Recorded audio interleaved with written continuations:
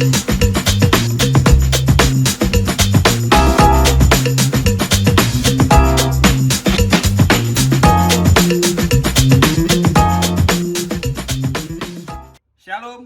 biarkan pada kesempatan ini setiap kita mengalami satu interaksi roh dengan Tuhan, di mana Roh Kudus menjamah hati kita, firman-Nya menerangi hati kita, dan ketika firman Tuhan menerangi hati kita, maka ada sisi yang belum benar, sisi yang belum beres, itu dibenarkan dan dibereskan oleh Tuhan.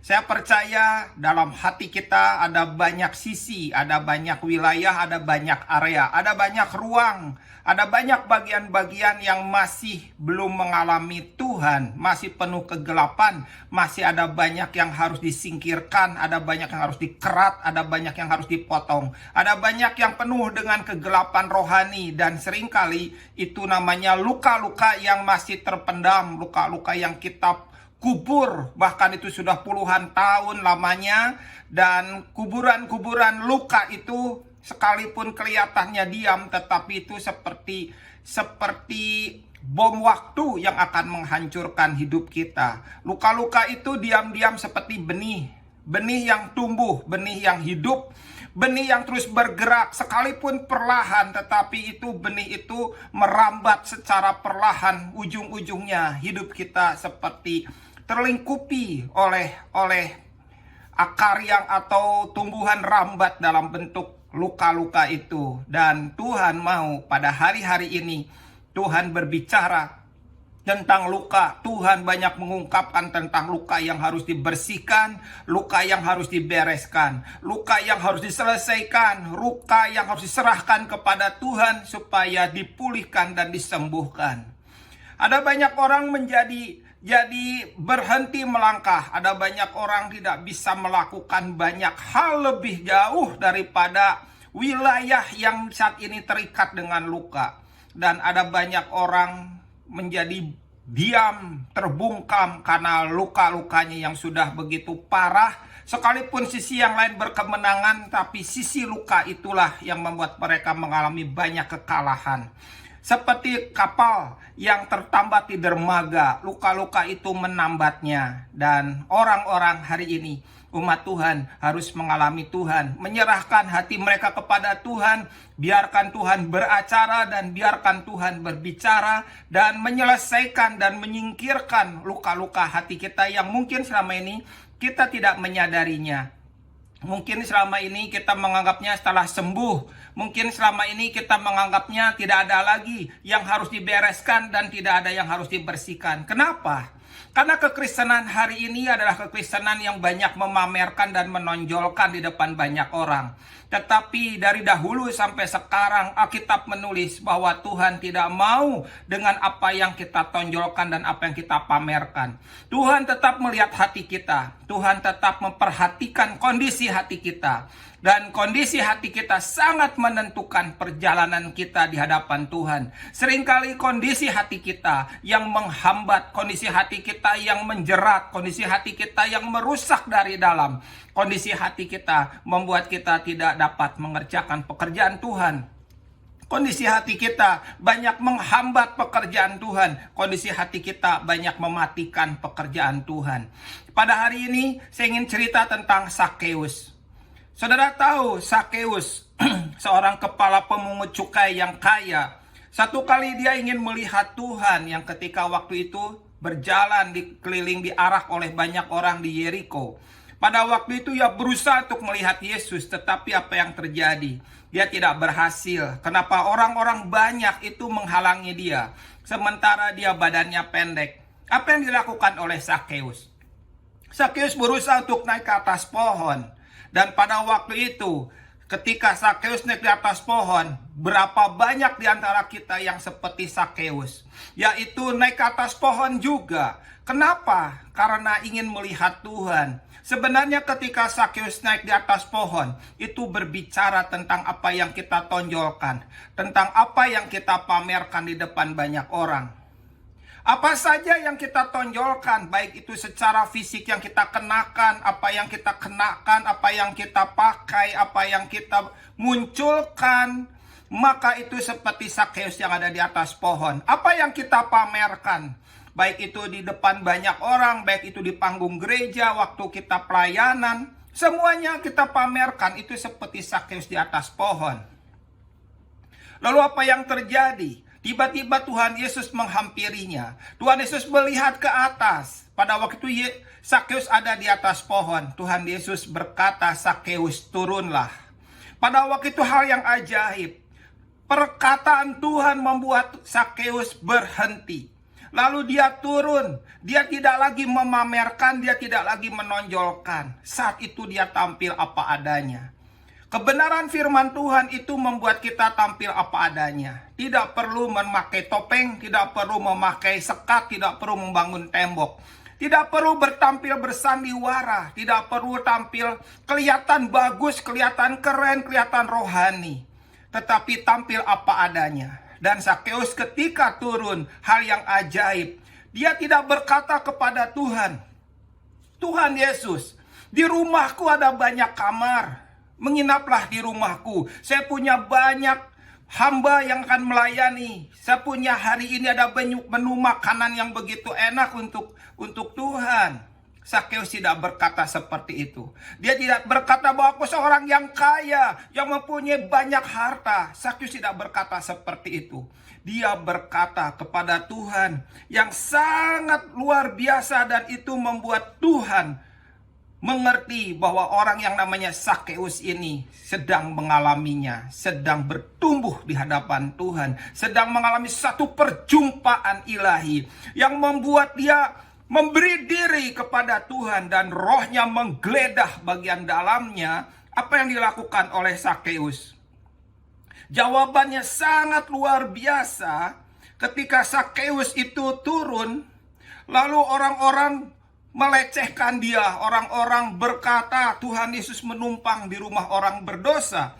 Tapi apa yang dikatakan oleh Sakeus ayat 8? Lukas 19 ayat 8 berkata, tetapi Sakeus berdiri dan berkata kepada Tuhan, Tuhan, setengah dari milikku akan kuberikan kepada orang miskin. Dan sekiranya ada orang yang kuperas dari seseorang, akan kukembalikan 4 kali lipat. Wow, satu perkara yang ajaib.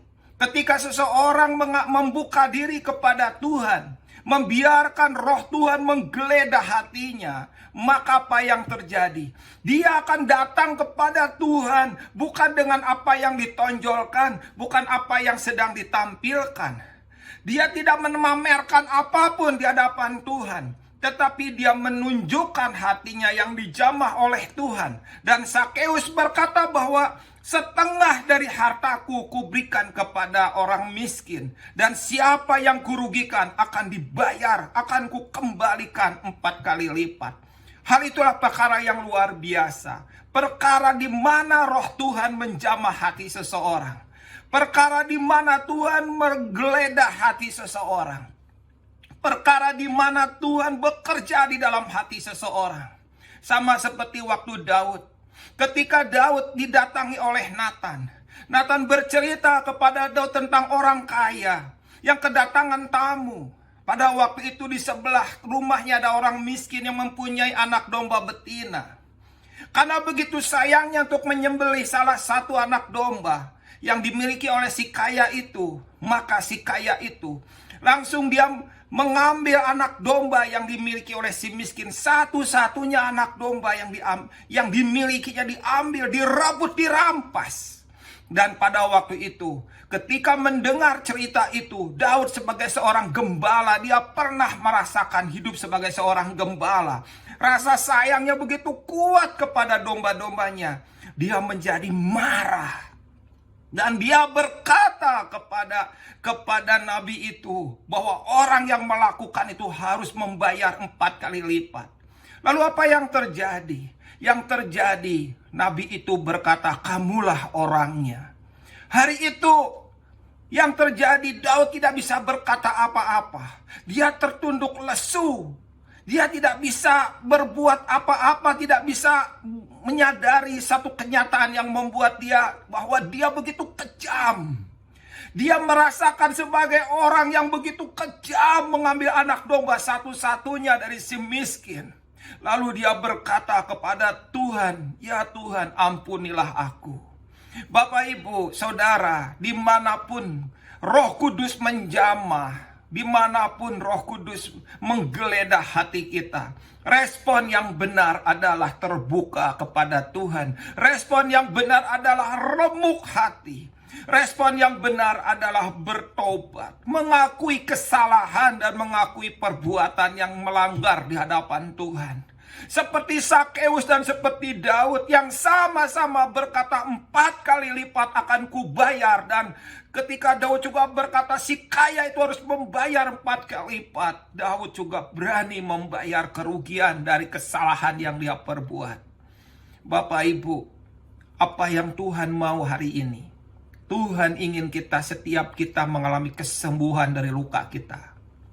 Bagian-bagian dalam kita yang kita anggap sudah sembuh, yang dianggap kita tidak mengalami apapun lagi. Tetapi Roh Kudus hari ini berbicara kepada setiap kita bahwa Tuhan mau setiap kita sembuh. Karena itu bagian kita dalam menyerahkan hati kita kepada Tuhan dan membiarkan Tuhan menilik hati kita, memperhatikan kondisi hati kita, melihat bagian-bagian dari kita. Dan ketika dia menemukan bagian-bagian yang tidak disukainya, bagian-bagian yang tidak berkenan di hatinya, berkenan yang merusak bagian di dalam hati kita, Tuhan mau itu disingkirkan, Tuhan mau itu dikerat, Tuhan mau itu dibersihkan, Tuhan mau itu dibereskan.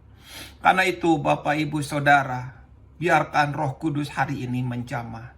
Dimanapun engkau berada, kondisi apapun, kondisi hati Anda, bagaimanapun hidup Anda, bagaimana tentang hidupmu di hari-hari ini, separah apapun, sepayah apapun, engkau harus mengalami Roh Kudus. Biarkan Roh Kudus menghampirimu. Ketika engkau seperti Sakeus ada di sebuah pohon yang sedang memamerkan dan yang sedang menonjolkan apa yang ingin dipamerkan dan apa yang ditonjolkan, biarkan perkataannya datang menghampiri engkau.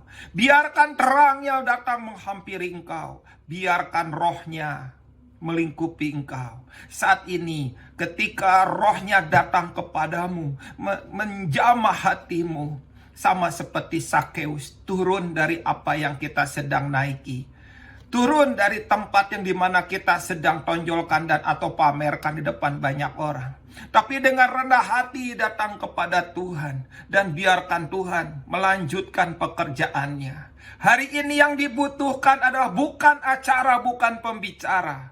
Hari ini yang dibutuhkan Tuhan yang beracara di hati kita, dan Tuhan berbicara di hati kita, dan biarkan itu terjadi dalam hidup kita masing-masing.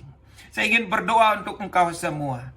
Tuhan Yesus, biarkanlah pada saat ini, ketika kami semua mengalami jamahan firman Tuhan, hati kami mengalami Tuhan, hati kami mengalami terang firman Tuhan, dan biarkan respon yang benar muncul dari hati kami.